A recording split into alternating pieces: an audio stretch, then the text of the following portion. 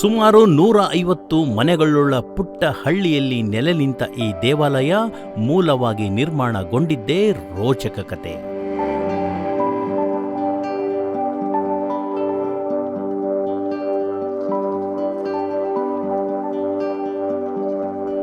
ಜಮೀನಿನಲ್ಲಿ ಆಟ ಆಡುತ್ತಿದ್ದ ಬಾಲಕ ಮಲ್ಲೇಶನ ಕೈಗೆ ಒಂದು ಪುಟ್ಟ ವಿಗ್ರಹ ಸಿಗುತ್ತದೆ. ಚಿಕ್ಕ ಗುಡಿ ಕಟ್ಟಿ ಆ ದೇವಿ ಮೂರ್ತಿ ಪ್ರತಿಷ್ಠಾಪನೆ ಮಾಡುತ್ತಾನೆ.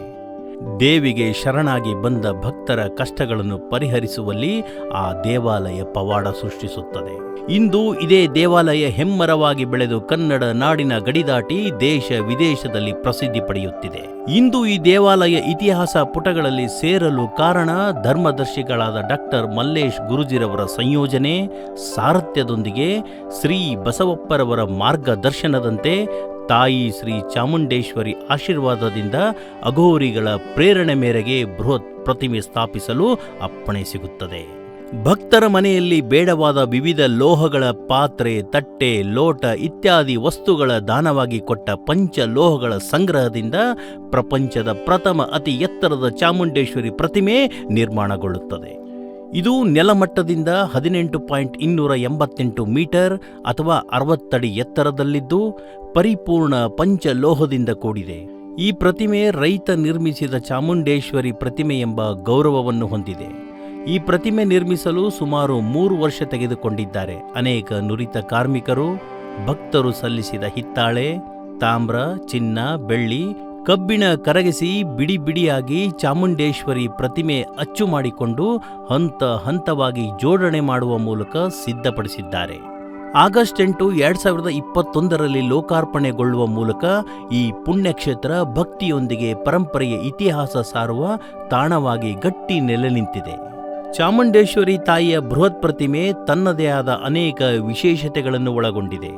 35,000 ಕೆಜಿ 800 ಗ್ರಾಮ ತೂಕದ ಪಂಚಲೋಹ, ಇದರಲ್ಲಿ ಹಿತ್ತಾಳೆ, ತಾಮ್ರ, ಚಿನ್ನ, ಬೆಳ್ಳಿ, ಕಬ್ಬಿಣ ಮಿಶ್ರಣದೊಂದಿಗೆ ತಯಾರಿಸಲಾಗಿದೆ. 18 ಬಾಹುಗಳ ಈ ಪ್ರತಿಮೆ ಪ್ರತಿ ಕೈಯಲ್ಲಿ ವಿವಿಧ ಆಯುಧ ಹೊಂದಿದೆ. ನೆಲಮಟ್ಟದಿಂದ 60 ಅಡಿ ಎತ್ತರ ಅಂದರೆ 24 ಅಡಿ ಪೀಠ, 36 ಅಡಿ ಪ್ರತಿಮೆ ವಿನ್ಯಾಸಗೊಳಿಸಲಾಗಿದೆ. ಈ ಪ್ರತಿಮೆ ಬೃಹದಾಕಾರದಲ್ಲಿ ದೇವಸ್ಥಾನದ ಹೊರಾಂಗಣದಲ್ಲಿ ನಿರ್ಮಿತವಾಗಿದೆ. 5,000 to 6,000 ಚದುರ ಅಡಿ ಸ್ಥಳದಲ್ಲಿ ವಿನ್ಯಾಸಗೊಳಿಸಲಾಗಿದ್ದು, ವಿಗ್ರಹದ ನೆಲಮಹಡಿಯಲ್ಲಿ ವಿಶೇಷವಾದ ಮ್ಯೂಸಿಯಂ ಇದ್ದು ಕನ್ನಡ ಕಟ್ಟಿದಂಥ ಮಹಾರಾಜರು ಮತ್ತು ರಾಜವಂಶ, ಪ್ರಮುಖ ರಾಜ ಮನೆತನ ಮತ್ತು ರಾಜರುಗಳ ಪರಿಚಯ ನೀಡುವಂಥ ವಿಗ್ರಹಗಳು ಇಲ್ಲಿ ನೋಡಬಹುದು. ಕರುನಾಡಿನ ಸಮಾಜ ಸುಧಾರಕರು ಮತ್ತು ಬಸವಾದಿ ಶರಣರು ಅಲ್ಲಮಪ್ರಭು, ಬಸವಣ್ಣ, ಅಕ್ಕ ಮಹಾದೇವಿ, ರಾಮಾನುಜಾಚಾರ್ಯರು, ಮಧ್ವಾಚಾರ್ಯರು, ವಚನ ಮಂಟಪ, ಅನುಭವ ಮಂಟಪ, ಅನೇಕ ವಿಚಾರಗಳ ಸಮಗ್ರ ಮಾಹಿತಿ ಇಲ್ಲಿದೆ. ಸಪ್ತ ಋಷಿಗಳು, ಸಪ್ತ ಮಾಂತ್ರಿಕೆಯರು ವಿಗ್ರಹದ ರೂಪದಲ್ಲಿ ಕಾಣಬಹುದು. 12 ಜ್ಯೋತಿರ್ಲಿಂಗಗಳ ಮೂಲ ಆಕಾರದಂತೆ ಪ್ರದಕ್ಷಿಣೆಗಾಗಿ ಕೃತಕ ಲಿಂಗಗಳನ್ನು ಒಂದೇ ಸ್ಥಳದಲ್ಲಿ ನಿರ್ಮಾಣ ಮಾಡಲಾಗಿದೆ. ಗ್ರಾಮೀಣ ಜೀವನದ ಪರಿಚಯಕ್ಕಾಗಿ ಸಕಲ ಕುಲ ಕಸುಬುಗಳ ಕಿರು ಪರಿಚಯ ನೀಡುವಂತಹ ವಿಗ್ರಹಗಳು ನಿರ್ಮಿಸಲಾಗಿದೆ. ಉದಾಹರಣೆಗೆ ಕಲ್ಲು ಕುಟುಕರು, ಬೆಸ್ತರು, ಅಗಸರು, ಕುಂಬಾರ, ರೈತರು, ಬಳೆಗಾರರು, ಹೂಗಾರರು, ಕುರುಬರು, ಅಕ್ಕಸಾಲಿಗ, ಕುಲುಮೆ ಮುಂತಾದ ಹಳ್ಳಿ ಸೊಗಡು ತಿಳಿಪಡಿಸುವ ವಿನ್ಯಾಸ ಮನ ಮುಟ್ಟುವಂತಿದೆ. ನಿರಂತರ ದಾಸೋಹ, ದೂರ ದೂರದಿಂದ ಬಂದಂತಹ ಭಕ್ತಾದಿಗಳಿಗೆ ಊಟದ ತೊಂದರೆ ಆಗದಂತೆ ತಡೆಯಲು ಅತ್ಯಂತ ಶುಚಿತ್ವ ಆಹಾರ ಪದ್ಧತಿ ಅನುಸರಿಸಿ ವರ್ಷದ 365 ದಿನಗಳು 24 ಗಂಟೆ ಅನವರತ ನಿತ್ಯ ದಾಸೋಹ ಏರ್ಪಡಿಸಲಾಗಿದೆ. ಇದು ದೇವಸ್ಥಾನದ ಮತ್ತೊಂದು ವಿಶೇಷ. ಇಲ್ಲಿಗೆ ಬರುವ ಭಕ್ತರು ಹರಕೆಯನ್ನು ದೇವಿಯಲ್ಲಿ ಪ್ರಾರ್ಥಿಸಿಕೊಂಡು ಭಕ್ತಿಯಿಂದ ಕಾಯಿ ಕಟ್ಟಿದ ಲಕ್ಷಾಂತರ ಭಕ್ತರು ಒಳಿತು ಕಂಡುಕೊಂಡಿದ್ದಾರೆ. ದುಷ್ಟಶಕ್ತಿ ಭಯ ಹೋಗಲಾಡಿಸಲು, ಮಾನಸಿಕ ಒತ್ತಡ ತಡೆಯಲು ಬಸವಪ್ಪರವರ ಪ್ರತಿರೂಪದ ಅಡಿ ತೀರ್ಥ ಪ್ರೋಕ್ಷಣೆ ಸ್ನಾನ ಮಾಡುವುದು ಇಲ್ಲಿಯ ವಾಡಿಕೆ. ಹಳೆ ಮೈಸೂರು ಪ್ರಾಂತ್ಯದ ಪ್ರಮುಖ ಶಕ್ತಿ ಕೇಂದ್ರವಾಗಿ ಪ್ರತಿಷ್ಠಾಪನೆಗೊಂಡು ನಿರಂತರವಾಗಿ ಲೋಕೋದ್ಧಾರ ಯಾಗಗಳು, ನಿರಂತರ ಪೂಜಾ ಕೈಂಕರ್ಯಗಳು ಭಕ್ತರ ಒಳಿತಿಗಾಗಿ ನೆರವೇರುತ್ತಿವೆ.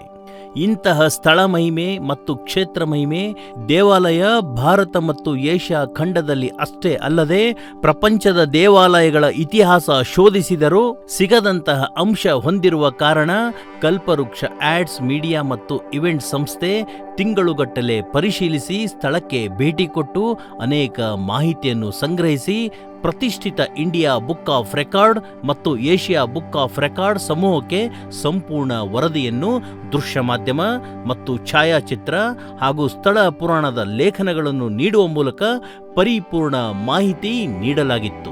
ತಾಯಿ ಚಾಮುಂಡೇಶ್ವರಿ ವಿಗ್ರಹ 5 ಲೋಹಗಳಿಂದ ನಿರ್ಮಾಣ ಮಾಡಿರುವಂಥ ಒಂದು ಮೂರ್ತಿ. ಈ ಮೂರ್ತಿ ವಿಶ್ವದಲ್ಲೇ ಒಂದು ಪ್ರಥಮವಾದಂಥ ಈ ಪಂಚಲೋಹದ ಮೂರ್ತಿ, 18 ಕೈಗಳಿಂದ ಕೂಡಿದಂಥ ಒಂದು ಮೂರ್ತಿ ಅಂತ ಹೇಳಲಿಕ್ಕೆ ಸಾಧ್ಯ ಆಗ್ತಿರೋಂಥದ್ದು. ಒಂದು ಬೆರಳು ಬಂದು 15, 16, 17 kgಗಳಿಗಿಂಟುವೆ ಇರುವಂಥದ್ದು. ಅಮ್ಮನವ್ರ ಕೈಲಿ ಒಂದು ಕಮಂಡ್ಲ ಇದೆ, ಅದು 100 kg ಬರುವಂಥ ಒಂದು ಕಮಂಡ್ಲ. ಇದು ಒಂದೊಂದು ಕೈಗಳು ಒಂದೊಂದು ಶಕ್ತಿಪೀಠಗಳನ್ನು ಸೂಚನೆ ಮಾಡುವಂಥದ್ದು, ಅಘೋರಿಗಳು ಹೇಳುವಂಥ ಒಂದು ವಾಕ್ಯ. ತಾಯಿಯ ಮುಖ ನಗುಮುಖದಲ್ಲಿ ಇರುವಂಥದ್ದು, ಅಂದ್ರೆ ಒಂದು ಶಕ್ತಿ ದೇವತೆ ಅಂತ ಹೇಳಿದ್ರು ತಪ್ಪಾಗಲಾರದು. ಈ ಮೂರ್ತಿ ನಮ್ಮ ಹಳ್ಳಿಗಾಡಿನ ಮನೆಗಳಲ್ಲಿ ಬೇಡವಾದಂಥ ಹಳೆ ಹಿತ್ತಾಳೆ, ತಾಮ್ರದ ವಸ್ತುಗಳು, ಕಬ್ಬಿಣದ ವಸ್ತುಗಳಿಂದ ಅವ್ರಿಗೆ ಯಾವುದು ಬೇಡ ಅಂತೀರಾ ಆ ವಸ್ತುಗಳಿಂದ ತಂದು ಇದು ನಿರ್ಮಾಣ ಮಾಡಿರುವಂಥ ಮೂರ್ತಿ. ಶ್ರೀ ಕ್ಷೇತ್ರದಲ್ಲಿ ನಿತ್ಯ ನಿರಂತರ ದಾಸೋಹ, ದಿನದ 24 ಗಂಟೆಗಳ ಕಾಲ ನಿರಂತರವಾಗಿ ದಾಸೋಹ ನಡೆಯುವಂಥದ್ದು. ಅಮ್ಮನವ್ರ ವಿಗ್ರಹದ ಕೆಳಗಡೆ ನಾವು ನೋಡ್ಬೋದು ಮ್ಯೂಸಿಯಂ ಆಗಿ ಪರಿವರ್ತನೆ ಮಾಡಿವಿ.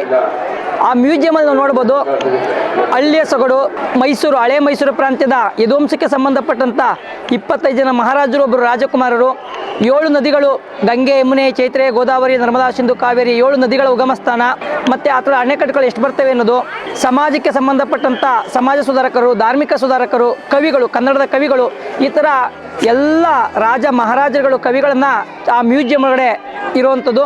ಇದು ಬಹಳ ಒಂದು ವಿಶೇಷವಾಗಿರುವಂಥದ್ದು, ಮಕ್ಕಳಿಗೆ ತಮ್ಮ ಶಿಕ್ಷಣಕ್ಕೆ ಅನುಕೂಲವಾಗುವಂಥ ಒಂದು ಮ್ಯೂಸಿಯಂ ಇದು.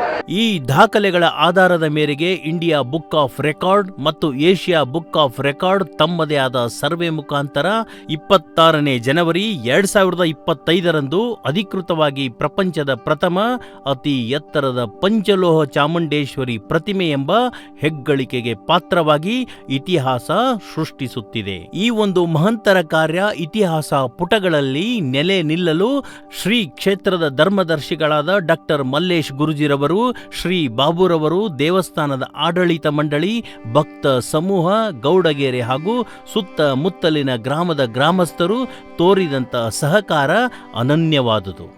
ಸರ್ವೇ ಜನಃ ಸುಖಿನೋ ಭವಂತು.